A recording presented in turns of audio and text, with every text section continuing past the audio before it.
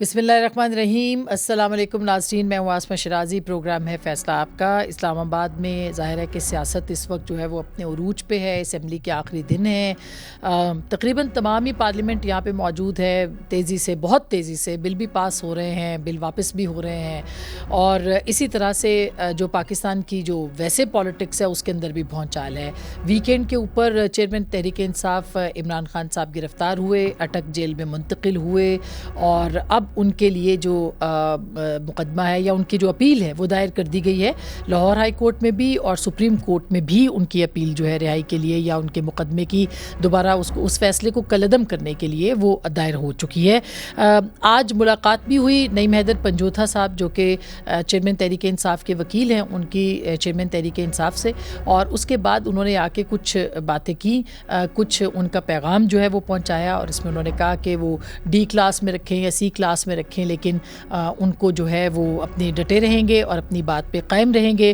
لیکن جو عدم دستیابی تھی سہولیات کی, اس کی شکایت انہوں نے البتہ کی کہ ان کو اندھیرے کمرے میں رکھا گیا ہے, ان کے پاس ٹی وی نہیں ہے, اور دیگر سہولیات یعنی اخبار وغیرہ جو ہیں وہ موجود نہیں ہے. بہرحال قیدیوں کے جو ہیں وہ بھی حقوق ہوتے ہیں, اور اگر فارمر پرائم منسٹر ہیں ان کے اگر یہ شکوے ہیں تو دور ہونے چاہیے, لیکن ابھی ان کے بارے میں ظاہر ہے کہ مقدمات ابھی چلیں گے. ایک ونڈو ہے, ایک کھڑکی ہے کہ وہ رہا ہو سکتے ہیں یا ان کی ضمانت ہو سکتی ہے. اس کے امکانات کتنے, اس کے اوپر بھی ہم بات کریں گے. اور لیکن اس کے ساتھ ساتھ انہوں نے چیف جسٹس اسلام آباد پہ بھی عدم اعتماد کا اظہار کیا ہے.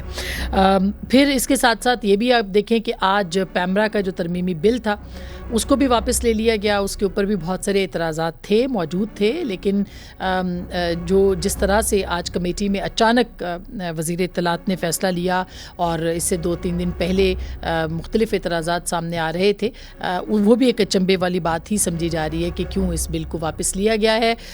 اس کے اوپر بہت محنت ہوئی, سب کچھ ہوا, لیکن اچھا ہوتا کہ اعتراضات دور کر کے اس قانون سازی کو جو کہ پیمرا ترمیمی آرڈیننس ہے اس کو کر دیا جاتا. اب پھر ایک مرتبہ پھر جو پیمرا کا کالا قانون جناب مشرف کے زمانے کا ہے وہی رائج رہے گا, اور اس میں جو چیئرمین پیمرا ہیں ان کے اختیارات اسی طرح سے رہیں گے جیسے پہلے تھے.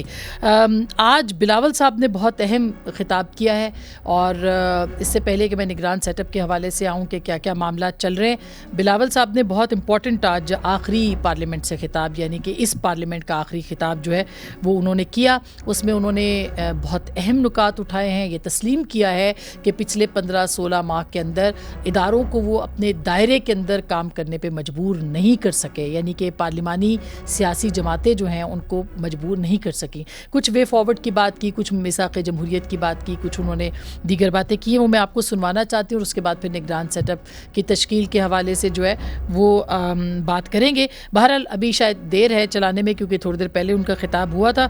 انہوں نے یہ کہا, میں آپ کو پڑھ کے سنائے دیتی ہوں, کہ آخر ہم نے رولز آف دا گیمز جو ہیں وہ طے کرنے ہیں, اور ہمیں سب کے ساتھ مل کے چلنا پڑے گا, سب کو بات کرنی پڑے گی ان کے ساتھ. اور یہ میرا خیال ہے بہت ہی اہم بات ہے. اور یہ بھی انہوں نے کہا کہ میں نے اپنے بڑوں سے پوچھا کہ کیا ہمیں ایسے کام کرنے چاہیے کہ آگے ان کے لیے اور مریم نواز کے لیے جو ہے وہ بہتر سیاست نہ ہو سکے, کیونکہ 65% نوجوانوں کی آبادی ہے اور اس کو بھی انگیج کرنا ہے, ان کو بھی آگے بڑھنا ہے.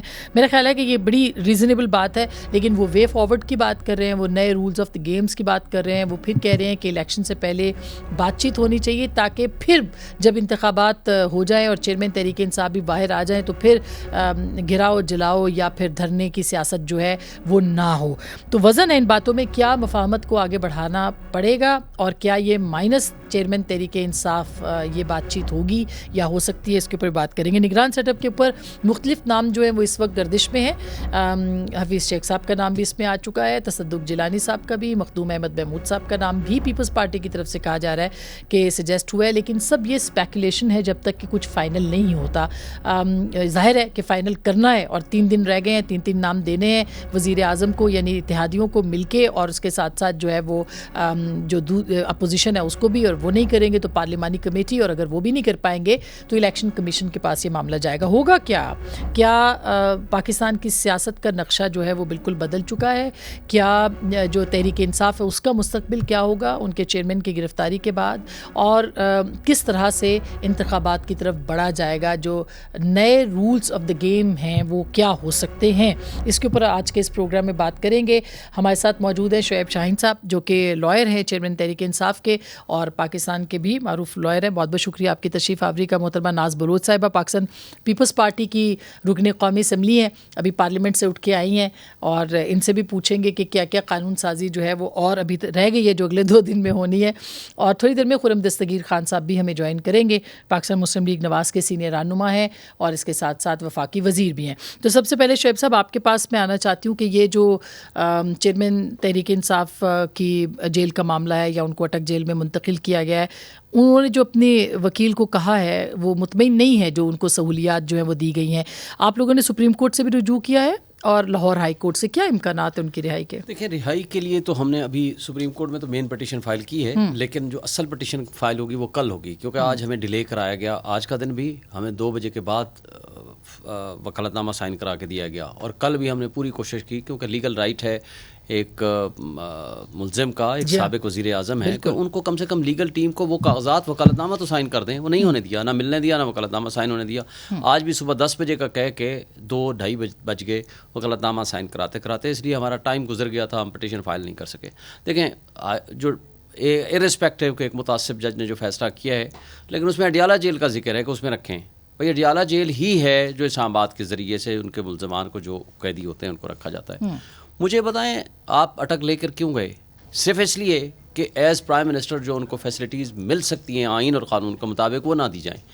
کم سے کم ان کا اتنا تو حق ہے. ہم اس پہ وہ نہیں کرتے, نہ وہ کلیم کر رہے ہیں نہ ہم کر رہے ہیں, لیکن ہم یہ تو کہتے ہیں کہ ایک سابق پرائم منسٹر کو کہ بھائی ایک صاف ستھرا کمرہ تو ہو جہاں مکھیاں اور کیڑے مکوڑے نہ پھر رہے ہوں, جہاں بارش کا پانی نہ آ رہا ہو, جہاں واش روم اس طرح کھلا نہ ہو جس حالت میں اس کو رکھا گیا ہے. یہ اس کا رائٹ ہے, کم سے کم صاف ستھری جگہ پہ, اور یہ ہر قیدی کا حق ہے کہ اس کو, بالکل صحیح بات. یہ تو ہو گیا ایک آسپیکٹ. لیکن وہ چٹان کی طرح, فولاد کی طرح کھڑے ہیں, وہ ڈٹ کے کھڑے ہیں.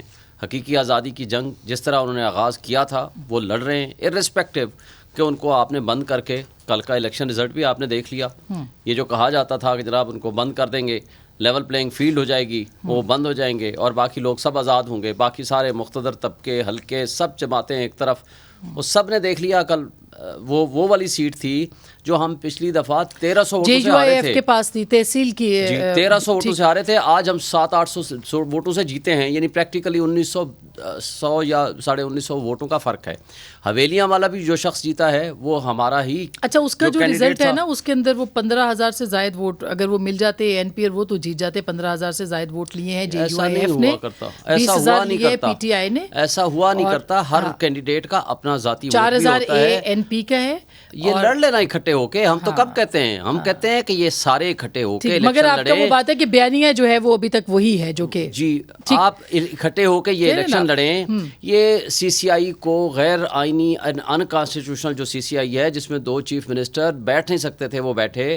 کیسے غیر آئینی سر؟ اس لیے کہ وہ چیف منسٹر, پہلی بات تو یہ ہے کہ یہ ریگولر چیف منسٹر کا کام ہوتا ہے جو اپنی عوام کی نمائندگی کرتے ہوئے. مگر آرٹیکل 154 تو ایسی کوئی بات نہیں کہہ رہا. میں آپ کو گزارش کر رہا ہوں کہ یہ عوام کی نمائندگی کرنے کا حق کس کا ہوتا ہے؟ پالیسی ڈیسیژنز ہیں یہ. پالیسی ڈیسیژن اصولی طور پر آپ کی بات درست ہے. رضا ربانی صاحب نے بھی یہی بات کی ہے. میں ایک بات کر کے, پالیسی ڈیسیژن لینے کا حق ہوتا ہے اپنے عوام کے مفادات کے تحفظ کے لیے جو الیکٹڈ ہو, منتخب لوگ ہوں. صحیح بات ہے, لیکن اس کے اندر اچھا کیئر ٹیکر, لیکن جو سی سی آئی کی کانسٹیٹیوشنل شقیں ہیں اس کے اندر ایسی کوئی بار مجھے نظر نہیں آئی. ہو سکتا ہے آپ کے پاس ہو کوئی ایسی. چیف منسٹر کو ہم کیسے ڈیفائن کریں گے؟ نہیں وہ ٹھیک بات ہے, لیکن کیئر ٹیکر سیٹ اپ جو ہے اس کا کیئر ٹیکر منسٹر جو ہے چیف منسٹر, وہ بھی سر اس کو اس کے اندر کوئی بار نہیں ہے کہ وہ نہیں کر سکتا. جو آپ بات کر رہے ہیں, میں آپ کی بات درست ہے کہ الیکٹڈ ہو تو زیادہ اس کے اندر وزن ہوتا ہے. اس کو سپریم کورٹ نے خواجہ آصف کی ججمنٹ کو انٹرپریٹ کر دیا. اچھا میں ادھر روکتی ہوں, یہ دوسرا ایشو ہے, اس کے اوپر میں نے آنا ہے. اس کے اوپر میں نے آنا ہے.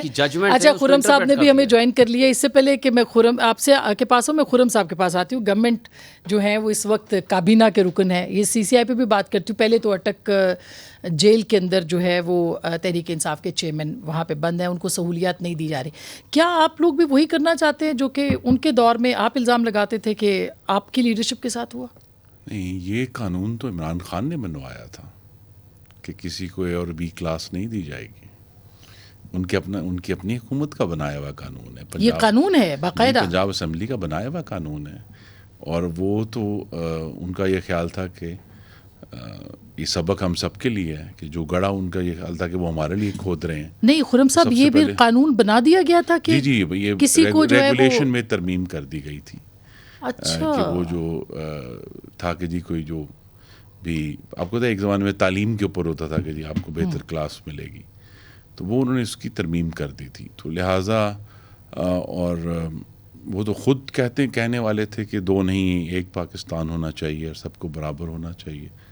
اور اگر کوئی رہی صحیح کسر تھی تو انہوں نے جولائی 2019 میں آج سے 4 سال قبل واشنگٹن میں ایک تاریخی خطاب کیا تھا, جس میں انہوں نے کہا تھا کہ میں نواز شریف سے یہ بھی لے لوں گا اور میں وہ بھی لے لوں گا اور میں اے سی بھی لے لوں گا اور یہ کیسے ہو سکتا ہے, میں فریج بھی لے لوں گا, منہ پہ ہاتھ پھیر کے. تو سبق پہلا تو یہ ہے کہ مگر یہ سب چیزیں تھیں نا نواز شریف صاحب کے پاس, تو وہ تو کم از کم سب سے پہلے یہی میں کہہ رہا ہوں کہ جو تحریک انصاف کے چیئرمین ہیں ان کے ساتھ بالکل مہذب طریقے سے پیش آنا چاہیے. اور کیونکہ یہ مقصد تو نہیں ہے کسی بھی طرح, اگرچہ انہوں نے تو بہت زیادتیاں کی. خواجہ آصف کے معاملے میں, شہباز شریف جب جیل میں تھے, مریم نواز صاحبہ جب جیل میں تھی, تو وہ خود مانیٹر کیا کرتے تھے کہ ان کو کوئی نہ ملے سہولت. خواجہ آصف صاحب کو سال کے آخر میں گرفتار کیا گیا تھا, دسمبر کے آخری دن تھے, تو شہباز شریف صاحب پہلے ہی قید تھے. تو خواجہ آصف کو انہوں نے کمبل فراہم نہیں کیے تھے, تو پھر وہ سناتے ہیں کہ شہباز شریف صاحب نے اپنا ایک بھجوایا ان کو کمبل کے, بھی ان کے پاس تو کوئی چیز نہیں مل رہی ان کو. نہیں وہ صحیح, وہ رانا ثناء اللہ صاحب بھی یہ سارے معاملات مگر اس سے قطع نظر کہتے ہیں نا کہ انتقامی سیاست تو نہیں ہونی چاہیے. ایسی کوئی انسٹرکشن فیڈرل گورنمنٹ کی طرف سے نہیں ہے.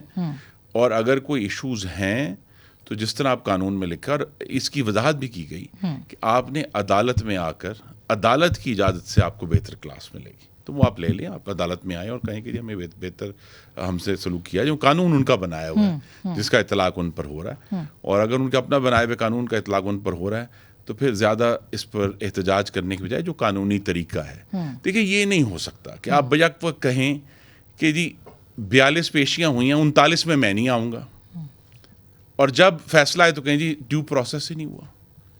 بھائی 42 دفعہ ڈیو پروسیس تو ہو رہا تھا نا. اگر آپ خود ہی موجود نہیں ہیں تو پھر کون ڈیو پروسیس کو, پھر وہی بات ہے کہ اگر ان کو اشتہاری قرار دیا تھا پھر کہتے ہیں یہ تو انتقامی ہے کہ جی ان کو پکڑ کر لایا جائے تاکہ عدالت کے سامنے پیش ہوں.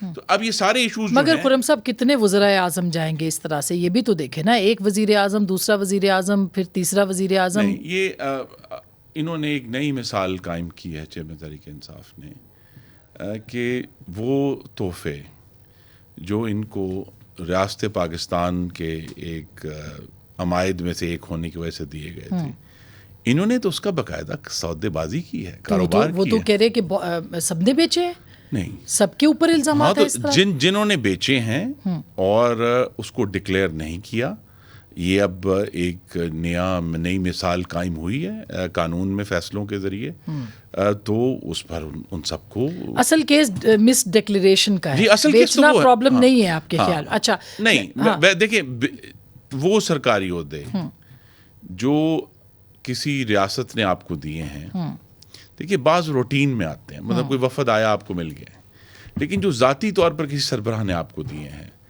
ان کو بیچنا, چاہے قانون میں اس کی براہ راست وہ مانعت نہ ہو, ریاست پاکستان کے لیے درست نہیں ہے.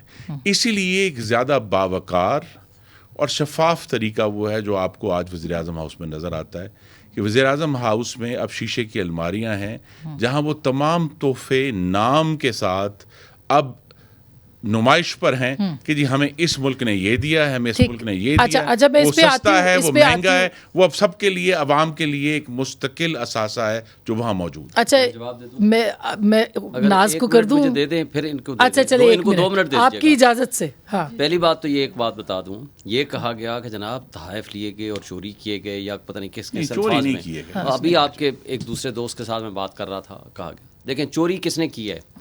मरियम नवाज साहिबा ने, नवाज शरीफ साहब ने, आसिफ अली जरदारी ने, यूसुफ गिलानी ने जो गाड़ियाँ ली हैं गैर कानूनी तौर पर, पिछले साल उनके खिलाफ रेफरेंस भी बना था, आपको याद होगा, वो नैब लॉ की अमेंडमेंट की वजह से वो ख़त्म हो गया। ये है चोरी, जिसको कहते हैं जुर्म।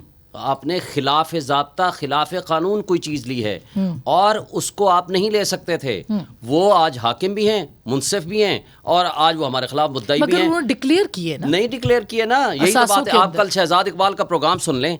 कल के जियो के प्रोग्राम में शहजाद इकबाल ने इन सब के नाम लेके, जिसमें शायद खाकान अब्बासी साहब और तमाम इनकी लीडरशिप। सर वो बात दुरुस्त है आपकी कि वो तहफ़ उन्होंने लिए, बेचने की भी बात हो रही है। उन्होंने उनके टैक्स रिटर्न भी सामने खड़े कर दिए कि ये टैक्स रिटर्न है, ना इन्होंने तोहफे शो किए ना इन्होंने उसके पैसे शो किए। ये आपको मैं प्रोग्राम भेज देता हूँ। अच्छा, ये उनके पास दोनों एविडेंस मौजूद थी। ठीक, जिस शख्स ने, आपकी बात पे यकीन है मुझे, जिस शख्स जो कह रहे हैं आपने सही सुना होगा। हम यहाँ पहुंचे इसलिए हैं कि तहरीक इंसाफ वालों को चोर कहने में बहुत मजा आता है। मेरी गुजारिश है किसी को भी चोर कहने से पहले एक दफा अल्लाह से पनाह मांग ले, अल्लाह से पनाह मांग ले, किसी को चोर ना कहें, आप कहें गैर कानूनी। अच्छा वो कह रहे हैं ना कि जिसने भी किए उसको भुगतना पड़ेगा। अब के बाद तो ये हो गया। आपने 1.5 साल हमारे ऊपर ये इल्जामात लगाए, ठीक, साबित आपने एक लफ्ज नहीं किया और जो कुछ किया है मैं आपको बताऊं कि इसमें है क्या। जाएंगे वैसे अगर ये सब इल्जामात जो कल आप कह रहे हैं कि सामने आ गए हैं अब तो सबूतों समेत, ये किसका काम है? तो ये इलेक्शन कमीशन ने हमारे खिलाफ रेफरेंस बनाया ना। हाँ तो तहरीक इंसाफ भी जा सकती है ना, अब तो इलेक्शन आ रहा है, कर चुकी है, एप्लीकेशनें दे चुकी है, इनको हाई कोर्ट में भी मैटर पेंडिंग है, कोई पूछता नहीं है किसने करना है। इलेक्शन कमीशन इनके साथ पार्टी कोई पूछता नहीं। अच्छा स्पीकर इनके साथ। अच्छा मैं पीपल्स पार्टी को भी सर देखें, बात खत्म कर दूं। केस ये है कि हमने टैक्स अथॉरिटीज के पास हर चीज डिक्लेयर की और इलेक्शन कमीशन के पास भी की। टोटल ये इल्जाम है सर, जो इल्जाम जो फैसला है ना उसके अंदर एक लाइन में खत्म हो जाती, फिर आप आगे सवाल करती हैं। उन्होंने कहा कि आपने टैक्स वालों के पास जो कुछ, चूंकि आपने एसेट्स एंड लायबिलिटीज दोनों दी, यहाँ आपने टोटल एसेट्स दे दिए, जो कि यहाँ जिम्मेदारी थी एसेट्स देने की, वहाँ आपको सोर्स ऑफ इनकम भी बतानी होती है। लफ्ज आगे तो वो नहीं बताई उन्होंने। यही तो मसला है सारा, सोर्स ऑफ इनकम बतानी पड़ती है ना सर।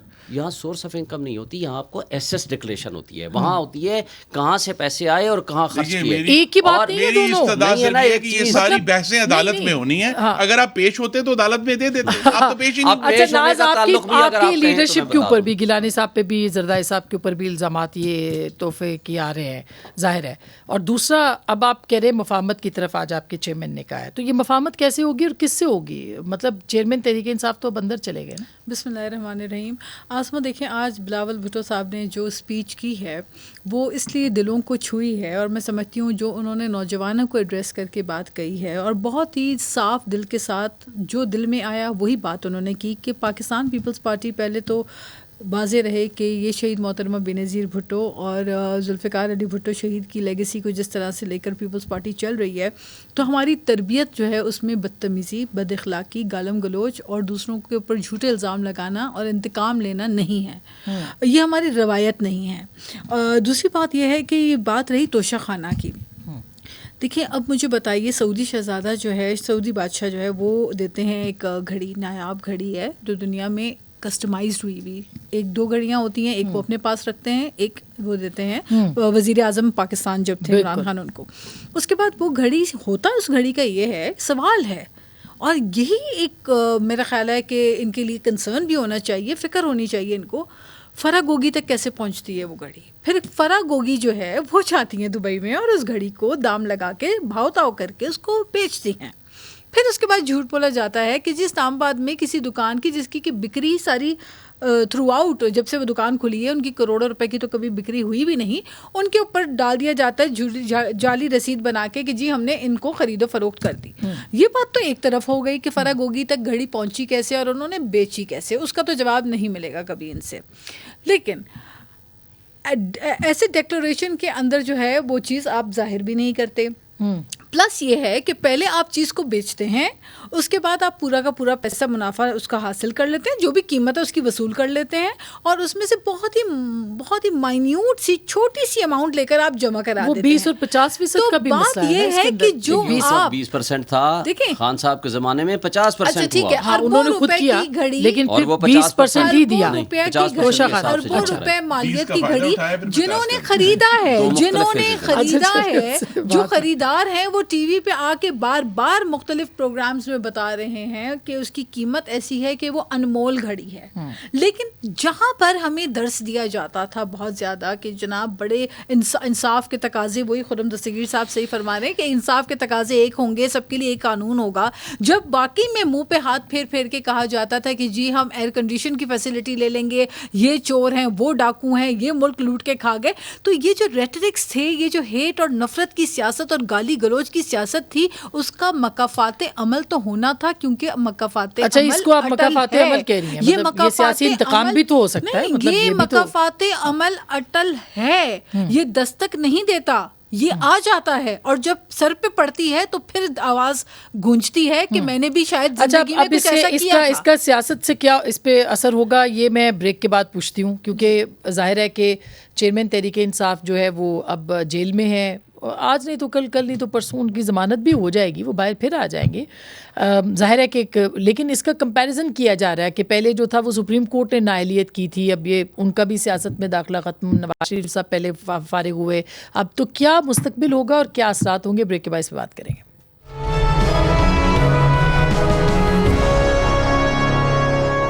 ویلکم بیک ناظرین, ایک دفعہ پھر آپ کو خوش آمدید کہہ رہے ہیں. بریک سے پہلے ہم بات کر رہے تھے کہ ہوگا کیا, اور یہ ساری جو مستقبل ہے تحریک انصاف کا, خرم صاحب کیا نظر آتا ہے آپ کو, تحریک انصاف کے ساتھ بھی وہی ہوگا جو آپ کی قیادت کے ساتھ ہوا تھا, ان کے چیئرمین کے ساتھ بھی وہی ہوگا؟ ظاہر اب تو سزا ہو گئی. نہیں سزا ہو گئی, لیکن نواز شریف کے برعکس عمران خان کو تو تمام قانونی ابھی اپیلز کا حق حاصل ہے. وہ ہائی کورٹ جا سکتے ہیں, ہائی کورٹ کے ڈبل بینچ میں جا سکتے ہیں, سپریم کورٹ آف پاکستان میں جا سکتے ہیں. نواز شریف کو تو سپریم کورٹ نے کنوکٹ کیا, وہ ایک بڑا مبہم سا ریویو ہوتا ہے, اس کے علاوہ تو ان کے پاس کوئی اپیل نہیں تھی. تو لہٰذا عمران خان کے پاس تو, اور وہ جو ان کی اپیل کے حق ہیں وہ ظاہر ہے ہم نے نہیں چھینے, نہ ہی چھینیں گے. تو وہ ایک کمپیریزن کیا جا رہا ہے نا کہ اس وقت وہ یعنی لیول پلینگ فیلڈ کے لیے یہ سب کچھ ہوا ہے, اور اب ان کو آؤٹ کر دیا گیا ہے سیاست سے. نہیں, اصل کمپیریزن یہ ہے کہ نواز شریف کو نااہل کیا گیا تھا ایک ایسی رقم پر جو انہوں نے کبھی وصول ہی نہیں کی, اور اس کو خیالی طور پر اثاثہ بنا کر یہ کہا گیا کہ آپ نے, الزام وہی ہے جو عمران خان کے اوپر ہے کہ جی آپ نے اپنے اثاثے درست ظاہر نہیں کیے. ٹھیک ہے, یہاں تو دیکھیے نا, اس گھڑی کا جو سعودی ولی عہد کے ہاتھ سے نکل کر عمران خان کے ذریعے ہوتی ہوئی آج دبئی میں ایک خریدار کے ہاتھ میں ہے, اس میں تو کوئی شک نہیں ہے نا کہ وہ گھڑی ایک موو ہوئی ہے.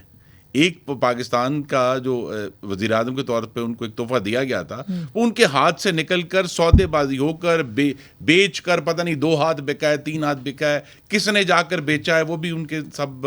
اس کا ڈیفنس کیا ہے شعیب صاحب, جو خرم صاحب کہہ رہے ہیں کہ بہرحال گھڑی جو ہے وہ یہاں سے تو گئی ہے.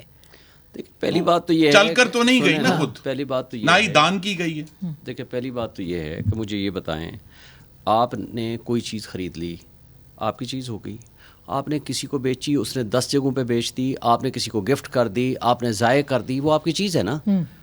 کیا آپ سے پوچھا جا سکتا ہے کیا جنہوں نے 18 گھڑیاں لی ہیں, 12 گھڑیاں لی ہیں, تمام ان کی لیڈرشپ نے, جس میں خاقان عباسی صاحب, میرا خیال ہے مجھے نہیں پتا دستگیر صاحب نے لی ہے کہ نہیں لی, سب نے لی ہے ان کی لیڈرشپ نے, اللہ کرے آپ. لیکن وہ صادق اور امین تو نہیں تھے. نہیں, یہ صادق و امین یہ سارے نہیں ہیں, صرف عمران خان اگر صادق و امین ہے تو اللہ کا شکر ہے, وہ آج بھی صادق و امین ہے.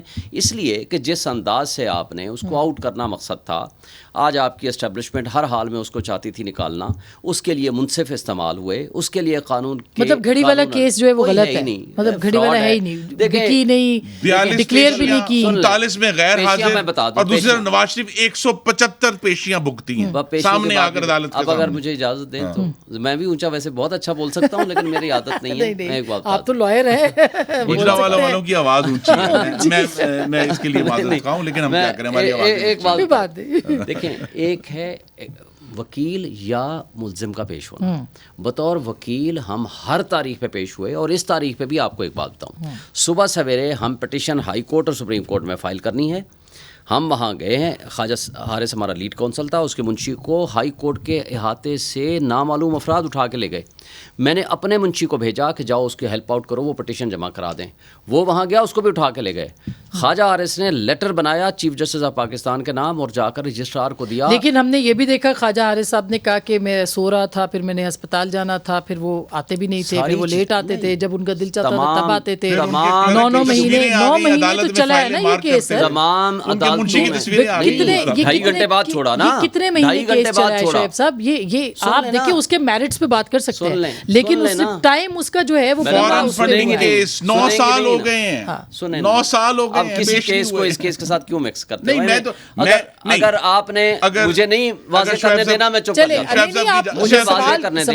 देखिए, ये बात मैं करना चाह रहा हूं। वकला हजरात जो हैं अदालत में आकर, जो मुल्जिम है उसका जो पुराना बिहेवियर है वो भी एक इशू है।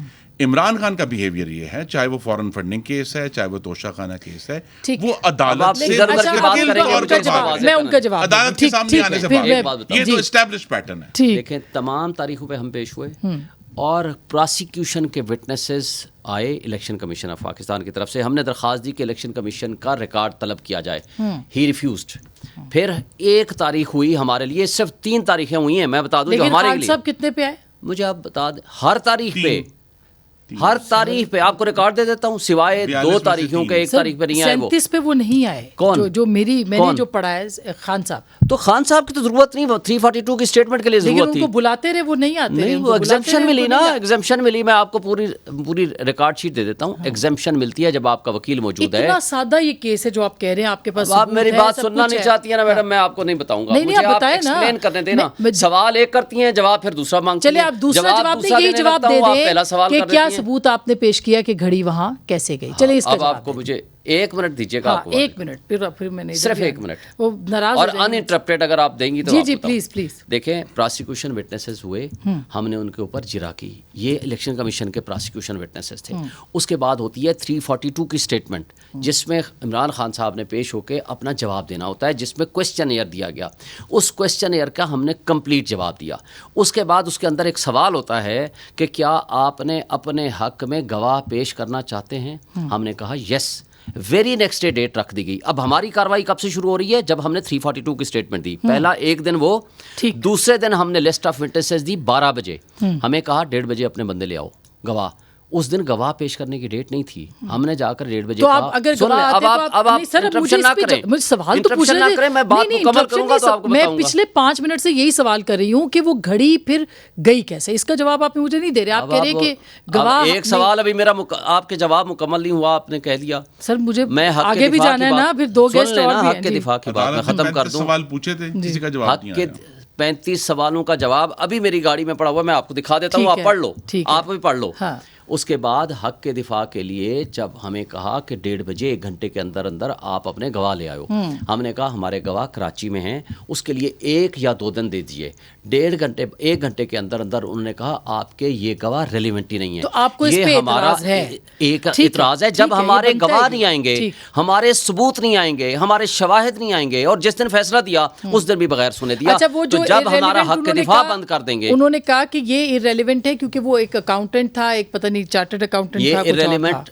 उन्होंने इस पे कहा क्या कोई जज, ये पाकिस्तान की तारीख का पहला वाकया होगा कि जब किसी भी पार्टी से आप कहें कि आपका गवाह इररेलेवेंट है। अच्छा, अब जब गवाह आ जाए, आप उसकी गवाही ले लो, उस पे जिरा कर लो, फिर कहो कि ये पोर्शन रेलिवेंट है, ये इररेलेवेंट है। ये हमें पता है कि हमारा गवाह रेलिवेंट है। खुदा गवाह है कि मैंने आपको सबसे ज्यादा वक्त शुक्र है जिंदगी में पहली मर्तबा। अच्छा नाज, मैं ब्रेक के बाद आपसे पूछ लूं, माजरत, छोटी सी ब्रेक के बाद वापस आएंगे। मुस्तकबिल क्या है चेयरमैन तहरीक इंसाफ का, और इसके साथ साथ ज़ाहिर है ज़्यादती तो कहीं भी नहीं होनी चाहिए, लेकिन ये नई मर्दमशुमारी इंतखाबात के इल्तवा के लिए। ब्रेक के बाद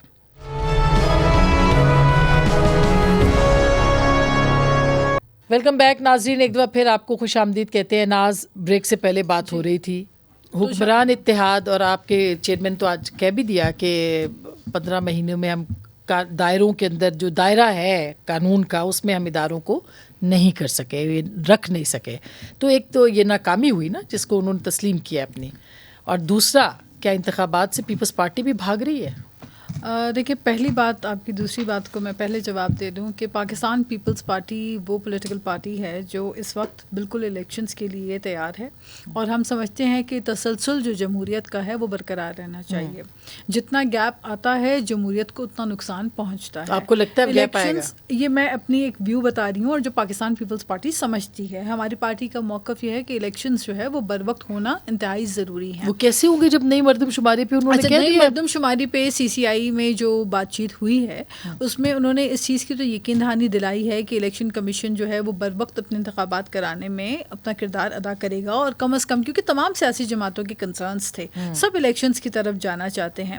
لیکن دیکھیے دوسری بات یہ ہے کہ ہم نے آپ نے ابھی جو بات کی شروع میں ابتدا میں, دیکھیے پیپلز پارٹی نے تو اپنا جو 1.5 سال کے اندر کردار ادا کیا. آپ نے دیکھا کہ وزیر خارجہ کے طور پہ بلاول بھٹو صاحب نے ایک بڑا پازیٹیو کردار ادا کیا اور ساتھ ہی ہم یہ بھی اس چیز کو ایڈمٹ کرنا ضروری ہے کہ وزیر اعظم نے مشکل حالات میں حکومت سنبھالی اور ایسے وقت میں جب ملک ڈیفالٹ کی طرف جا رہا تھا آج اس خطرے کو دور کر دیا اور اس میں بہت بڑا کردار ادا کیا. کہاں کہ چائنا سے جو ہے بات کرنے مگر الیکشن میں نہیں جانا جلدی, الیکشن مگر الیکشن میں جائے نا, یہ تو کوئی بات نہیں ہے. You are right Asma, elections میں بالکل ہمیں جانا چاہیے اور ہم بالکل as a political party we are ready for it. میں دوسری بات کر دوں, یہاں تھوڑی دیر پہلے توشہ خانہ کو لے کر بات ہو رہی تھی اور کافی ڈیٹیل ہوئی ہے, میرے خیال ہے کافی تبصرے بھی ہوئے ہیں اس پہ, کافی جوکس بھی اب بن چکے ہیں. لیکن آپ کو پتہ ہے کہ ہم نے 3 سال 4 سال مستقل ہمارے کان جو ہے وہ پک گئے تھے سن سن کے رسیداں کڈو, تو ہن بھی رسیدیں کڈو. اچھا ہم توڑی باری آئی چاہتے ہیں, آپ نے کہا آپ کے گواہ رسیدوں والے ہم نہیں آنے دیں گے, جب آپ کی باری آپ کے گواہ نہیں آنے دیں گے. نہیں, جب آپ کی باری آئی تو پھر آپ کے پاس نہ رسیدیں اوریجنل نکل رہی ہیں, نہ آپ کے پاس کوئی ثبوت نکل رہے ہیں. ہماری بات تو سننے دیں. موقع بھی ملتا ہے. پھر آپ یا تو ویل چیئروں میں بیٹھ کر آنا پسند کرتے ہیں, جو دوسروں کو آپ وہ کہہ رہے ہیں موقع ملے گا تو وہ ابھی آپ کو مل جائے گا. اچھا نہیں, مگر ابھی وہ آپ کے پروسیکیوشن کو موقع ملے. ہمارا جو موقع تھا صرف ایک دن پہ کہہ دیا آپ کے نہیں آ سکتے. شعیب صاحب میں نے آپ کی بالکل گفتگو سنی, لیکن ساری باتیں درکنار ایک طرف. میرا کہنا یہ ہے کہ کوئی سیاسی جماعت پاکستان میں اتنا جتنا نقصان دیگر سیاسی جماعتوں کا ہوا ہے, ہماری لیڈرشپ کی جانیں گئی ہیں, شہید شہادتیں ہوئی ہیں, کسی سیاسی جماعت نے ملک کو اتنا نقصان نہیں پہنچایا جو 9 مئی میں ان کی سیاسی جماعت. اچھا اب چونکہ وقت ختم ہو جائے گا, نفرت کی سیاست, ہیٹ پالیٹکس, ایکسٹریمسٹ پالیٹکس کر کے انتخابات سے فرار, چور ڈاکو ڈکیت, آپ کو کون گارنٹی دے گا کہ یہ انتخابات جلدی ہوں گے؟ بھئی آپ میدان میں لڑیں نا تحریک انصاف کے ساتھ. دیکھیے ہم تو بالکل تیار ہیں نا انتخابات کے لیے, اور یہ بات یاد رکھیے, ہم سب کو یاد رکھنا ہے کہ نگران حکومت جس کے ناموں پر بڑی بحث ہو رہی ہے, کیا سرائیاں ہو رہی ہیں, ان کا کوئی کام نہیں ہے الیکشن کرانے کا. الیکشن مکمل طور پر الیکشن کمیشن پاکستان کی ذمہ داری ہے, اور میری پوری توقع ہے کہ وہ انشاءاللہ یہ تمام جو آ رہا ہے, کوئی مجھے 120 دن چاہیے, مجھے 140 دن نگران وزیر اعظم کون ہوگا اب کٹ جائے گا, یہ تو بعد میں پتہ چلے گا. اصل ایشو یہی ہے کہ مجھے پوری توقع ہے کہ انشاءاللہ انتخابات جو ہیں چاروں صوبوں میں